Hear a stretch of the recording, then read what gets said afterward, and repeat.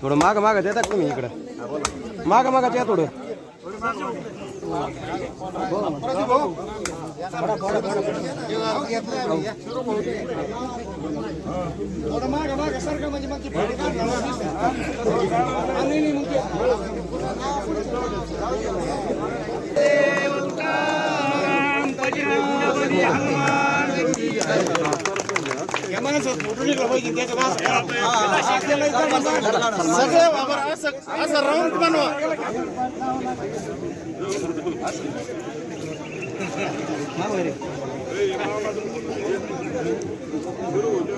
जैनचे झाले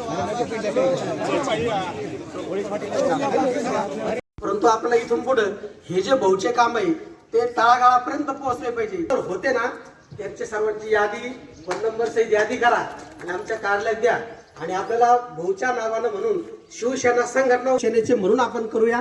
भाजप तर आहे, भाऊ सांभाळणार आहे सगळ्यालाच. आणि हेच तर नाही, भोपाळ काँग्रेस सेनेच्या शाखा स्थापन करायच्या आहे आपल्याला. जिल्हा परिषद पंचायत समिती इथून पुढच्या काळामध्ये आपण कशातही कमी पडता कामा नाही. म्हणून हे इलेक्शन सुद्धा पुढचे येणारे आपल्याला त्याच ताकदीनं लढवायचे, नियोजन करायचंय. म्हणून आपण सर्वांनी संघटना बांधणीसाठी लक्ष द्यावं. कारण तुम्हाला असं वाटत असेल का भाऊला काही माहीत नाही, परंतु भाऊला सर्व माहीत आहे. कोण भाऊला भेटतं, कोण कसं वाटतं, त्याचा काही विचार करायची गरज नाही तुम्ही, कारण ते सर्वसमावेशक नेतृत्व आहे. भाऊला इलेक्शनमध्ये सर्वांनी मदत केली हे तुम्हाला माहिती आहे. म्हणून तुम्ही जरी सक्रिय इलेक्शनच्या टायमाला जे असतील तर त्यांनी सुद्धा काही नामवद होण्याचं कारण नाही.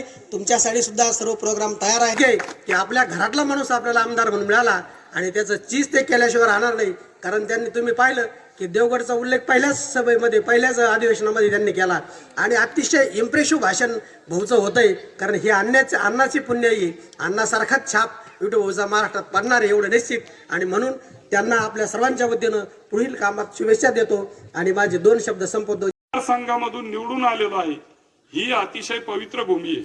नेवासा तालुका ही अनेक थोर संत महंतांच्या पदस्पर्शाने पवित्र झालेली भूमी आहे आणि आपलं भाग्य आहे की संत ज्ञानेश्वर महाराजांनी ज्या पवित्र पैस खांबाला टेकून ज्ञानेश्वरी सांगितली असा पवित्र ग्रंथ ज्या ठिकाणी लिहिला गेला त्या तालुक्यातले आपण सर्वजण आहोत.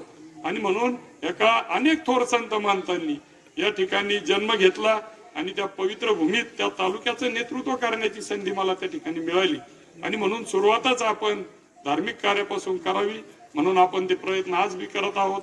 या बजेट अधिवेशनामध्ये आम्ही प्रयत्न केले की आपल्या ज्ञानेश्वर विकास आराखड्याला मंजुरी मिळावी. अनेक प्रश्न आहेत, खर तर एवढे प्रश्न आहेत आणि ज्या वेळेस आपल्यातला लोकप्रतिनिधी निवडून जातो त्यावेळेस जनतेचे देखील खूप मोठ्या प्रमाणात अपेक्षा वाढतात. कारण एक हक्काचा माणूस वाटतो, कधी सहजासहजी आपल्याला उपलब्ध होणारा कार्यकर्ता वाटतो आणि म्हणून जनता काम सांगत असते.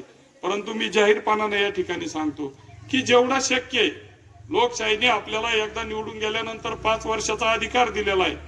ते 5 वर्ष आपण अतिशय प्रामाणिकपणानं जसं सांगितलं की स्वर्गीय अण्णांनी दिलेली शिकवण जो प्रोटोकॉल घालून दिलेला आपल्या जीवनामध्ये प्रामाणिकपणानं सचोटीनं कोणालाही वेगळं न मानता.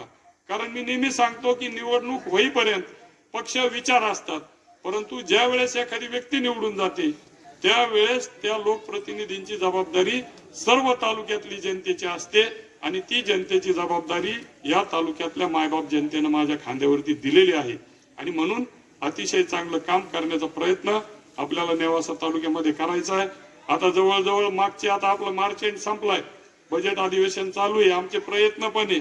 परंतु जी अपेक्षा सरपंच आपल्याला होती त्या पद्धतीचं बराचसा या ठिकाणी शासन अनेक योजना